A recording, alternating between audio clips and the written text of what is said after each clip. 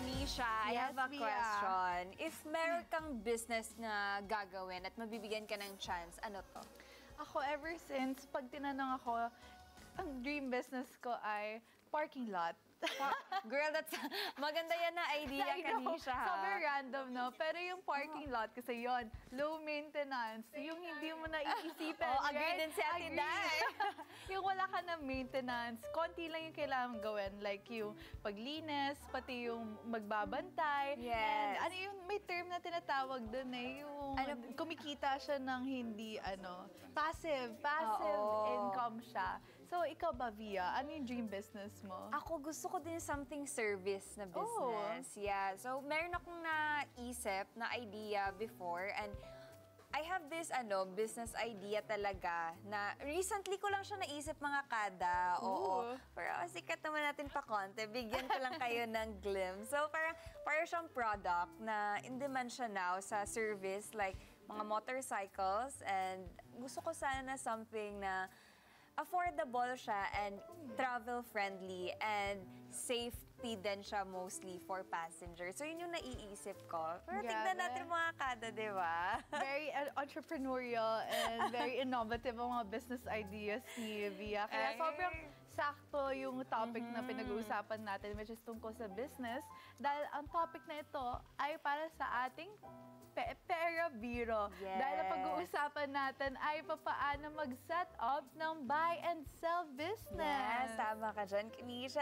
Isipin mo naman what a coincidence, mga kada, kasi meron tayong bisita ngayon na matatanong natin ang lahat ng gusto natin about buy and sell and business. Yes, kaya wag na natin patagalin pa. Pakilala na natin ang ating guest na isang business and financial expert na si Mark De Vera. Hello! Welcome back, Sir Mark! Hello, good morning. And of course, good morning sa ating mga kakada dyan, no? Magandang umaga. Ayan, we're so glad to have you back here. And eto na nga, pag-usapan natin tong buy and sell. Ano ba talaga tong buy and sell na business, Sir Mark? So, a buy and sell business is something na ginagawa ng mga negosyante that they are buying second-hand items, no? Sa mga tao, and they are trying to sell it to other people as well, no? Na mas mababa yung presyo, minsan din naman kaya mong taasan, depende sa binibenta mo.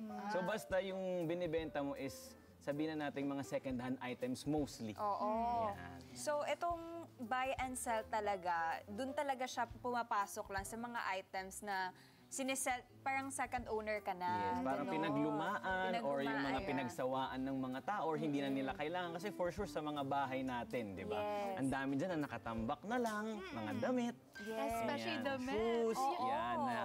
Hindi mo na kailangan, pero nandun lang. So why not pagkakitaan mo siya or bumalik yung pera mo sa'yo kahit hindi yung full amount kung magkano mo siya nabili. Sir Mark, para sa ating mga kada, gusto namin matanong, kahit sino lang ba ang pwedeng mag-start ng isang buy and sell business? At kailangan ba ng mga permits, tulad ng mga DTI, tsaka iba pang documents? Yes. Actually, no, when it comes to starting a buy and sell business, any naman, no? Pwede. As long as, yes, kailangan din talaga ng mga permits ngayon kasi siyempre mahigpit na rin ang ating, ang regulations dyan, no?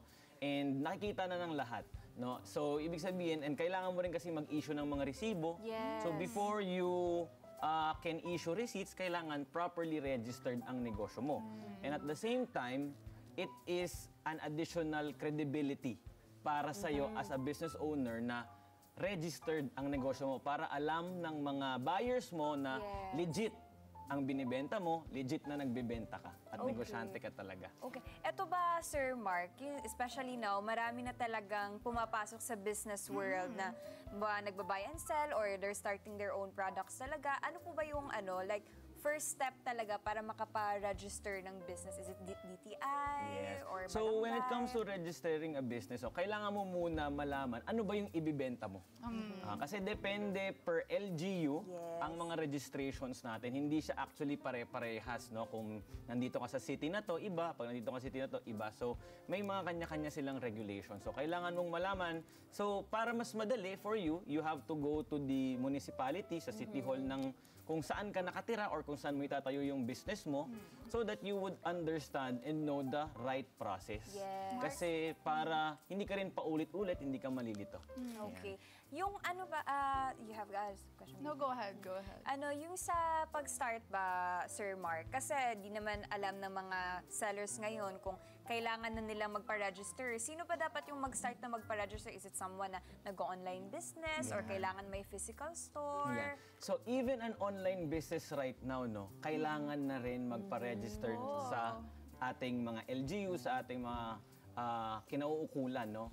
And especially if you have a physical store. Kasi kapag may physical store ka, kailangan makita ng mga buyers mo yung mga permits mo. No, yung mga fire and safety, yung iyong registration na nakaregister ka sa BIR so that you can pay the right taxes. At the same time, yung kailangan mong bayaran sa munisipyo ninyo ng mga fees and charges na meron kang negosyo na niraran na even if small stores right now, they are Yes. required to have. No? So lahat kailangan para legit at the same time meron kang ma-issue nga na resibo at mapagkatiwalaan ka Tsaka ng mga iwas buyers. problema na Iwas rin. problema kasi kapag na-check ka in the future at wala kang mga proper registration, you will incur penalties and charges.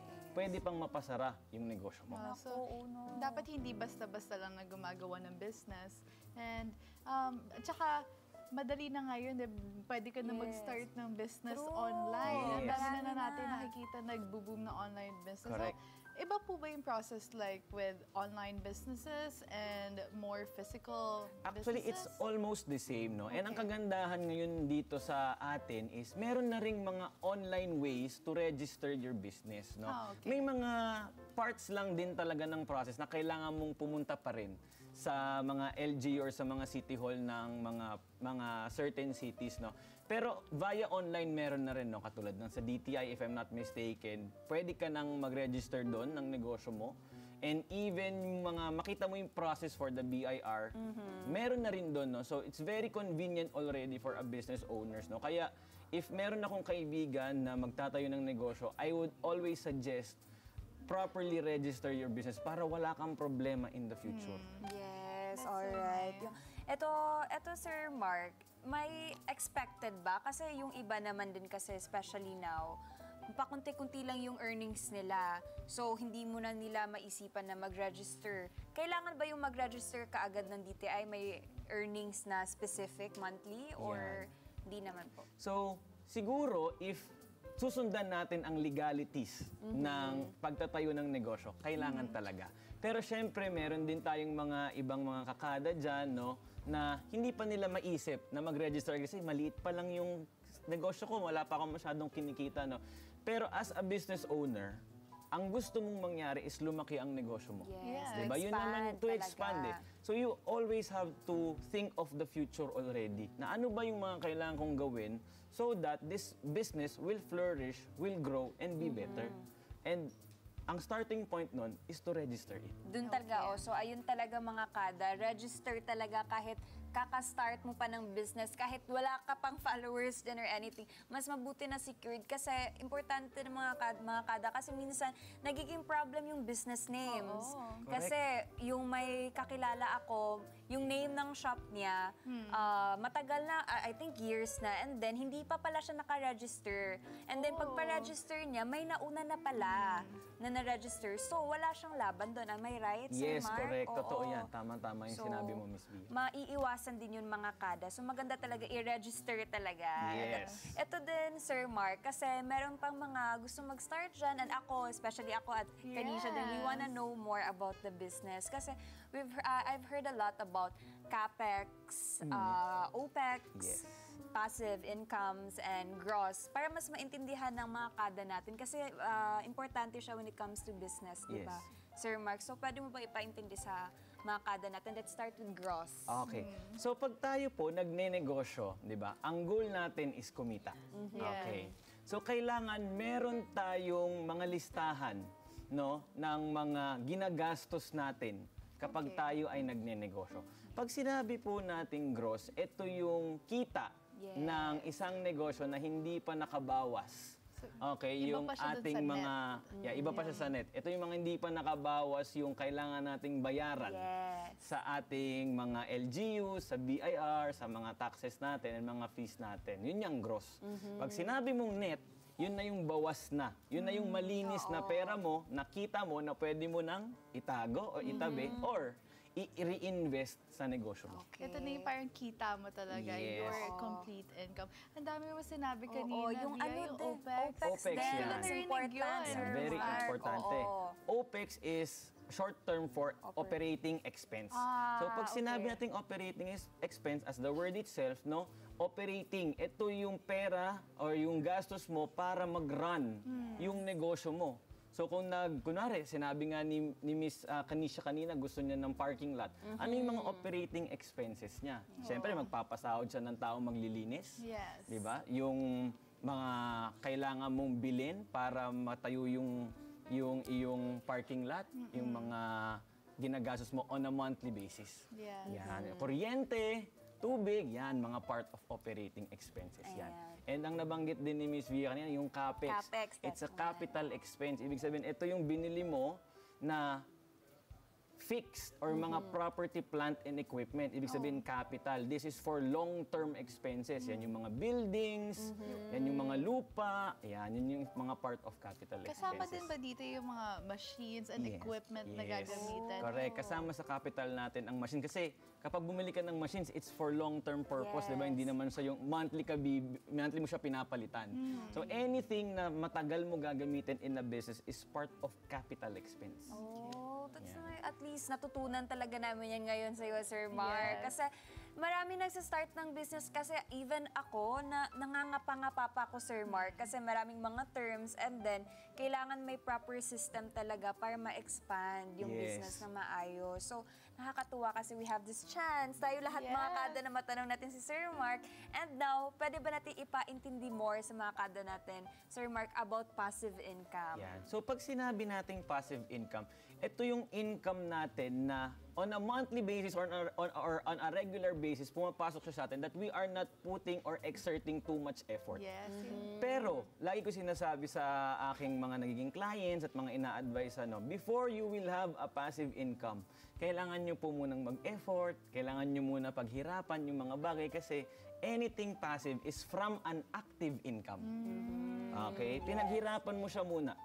Then, kapag meron ka ng ibang tao na gumagawa dyan, may mga employees ka na, may mga managers ka na gumagawa niyan for you, and they are running the business for you, it becomes your passive already. Na ikaw, as a business owner, you are putting your efforts in another type of business na naman that you are building. So, when you say passive income, hindi siya agad meaning na completely zero effort, Yes, diba? hindi po talaga. Kasi kapag talagang sinabi ng passive, gusto kasi ng iba, wala nang ginagawa. Imposible naman po yun. Di ba? Na wala kang ginagawa sa negosyo mo. Ibig sabihin, you're still exerting effort, pero at a minimal effort na lang. Hindi na yung katulad dati na parang you have to wake up at 5 a.m., tapos hanggang gabi ka magtatrabaho. Siguro ngayon, kaya mo nang gumising ng tanghali. Ganyan. Oo, ayan, may hold ka na sa time mo. Yes. At ito nga, sa passive income, pasok dito yung buy and sell, Sir Mark. Depende. Ayan. Pwede din. Pwede pumasok ang buy and sell dyan. Especially kung ikaw, merong ibang taong nagbebenta na yun for you. So, yun po, nauuso ngayon yung mga affiliates na tinatawag. Yes, meron kang yan. mga produkto na binibili at merong nagbebenta para sa'yo. Binibigyan mo na lang sila ng income for that. May naisip ako before na kasi ang Yes. current problem ko ngayon is, as an artist, ang dami kong damit. Oo. Like, sobra talaga. Yan yung current problem ko. Tapos naisip ko is like, what if meron i-hire na tao na siya ang gagawa ng buy and sell, ay mag-sell for me. Is Yes. that still considered as buy and sell? Yes, of course. Kasi po, kumbaga, it is your second-hand items. Second-hand Yeah. item. So, okay.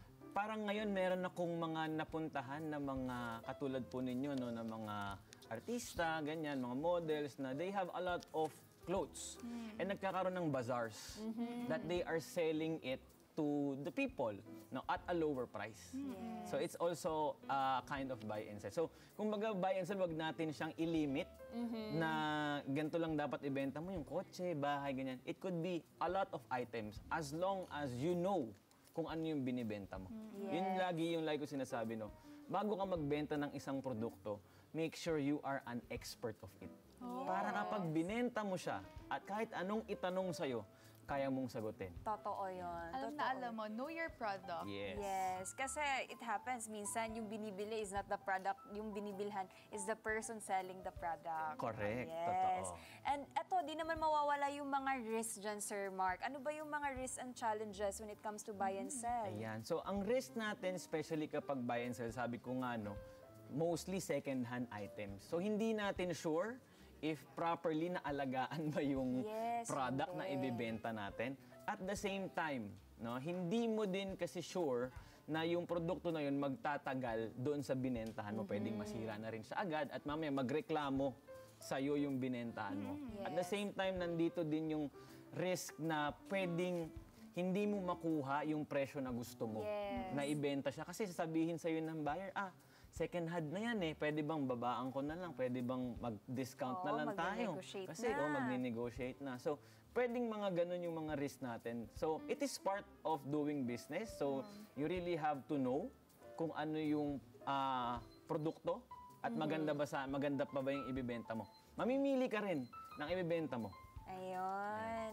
Tsaka kanina din, naisipan natin ni Kanisha na magkano ba yung may minimum capital ba yan, Sir Mar? Ayan. Pagdating sa buy and sell? So when it comes to the capital, no, nakadepende po yan sa kung ano yung ibibenta natin.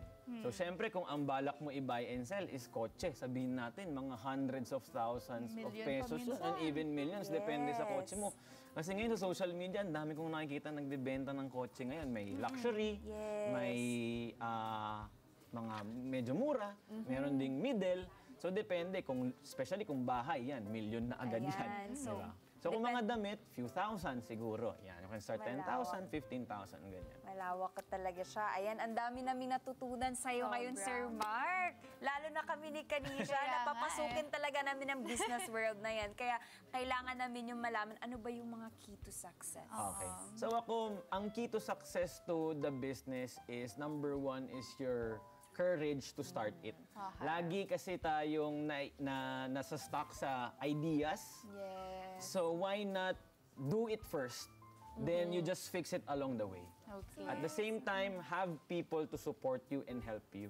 Have mentors, coaches na tutulungan ka kasi we don't know a lot of things, no? Limited lang din yung alam natin as an individual, di ba? Yes. So marami dyan mga taong naka-experience na ng pagninegosyo. You have to look for them, ask them for advices, and of course, continuous learning.